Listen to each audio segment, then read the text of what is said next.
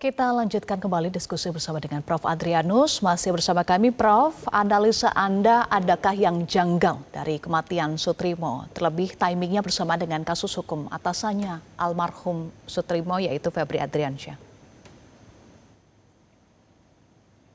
Ya, kalau dikaitkan juga dengan informasi lain bahwa yang bersangkutan itu menderita sakit, maka tentu ya dengan pengetahuan awam saya ada beberapa jenis penyakit yang kalau kemudian fatal ya, akut, lalu bisa menghasilkan busa di mulut ya. Kita bicara mengenai misalnya gangguan saraf, lalu kemudian serangan jantung, demikian juga soal kejang ya, epilepsi gitu. Itu kan semua menghasilkan tampilan, salah satunya adalah adanya busa di mulut gitu. Jadi dengan kata lain, selalu ada kemungkinan sebetulnya bukan itu tidak wajar, tetapi karena memang akibat dari serangan dari penyakitnya ya, dari yang bersangkutan. Demikian.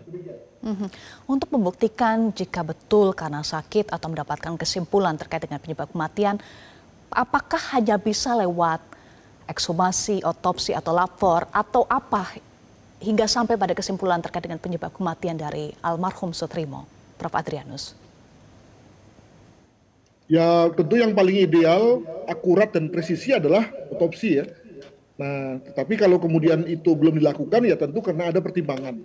Jadi saya kira kita bertanya saja kepada kepolisian tentang apa pertimbangan tersebut, sehingga sudah seminggu lebih ya otopsi, ekshumasi belum bisa dilakukan juga.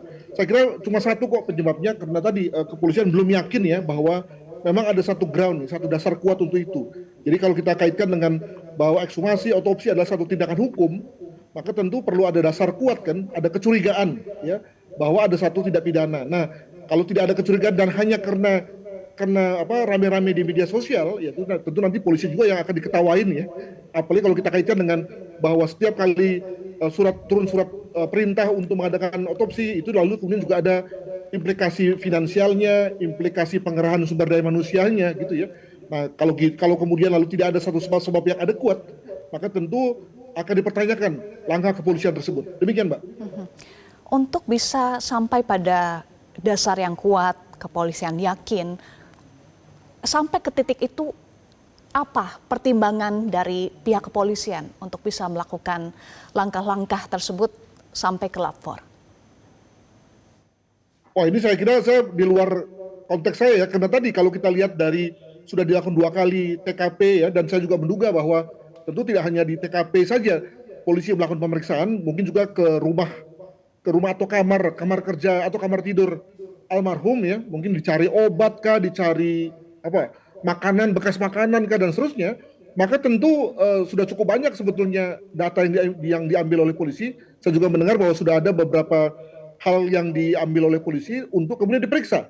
Nah, tapi kalau kemudian lalu sampai hari ini belum ada keputusan, itu saya kira ya terserah kepolisian. Dan juga saya berharap bahwa kalau nanti misalnya akhirnya jadi diadakan ekshumasi dan otopsi, itu bukan karena desakan masyarakat, bukan karena sekedar ingin menuruti keinginan publik ya, tapi memang karena ada dasar kuat, dasar bahwa memang telah terjadi satu kematian yang tidak wajar pada yang bersangkutan.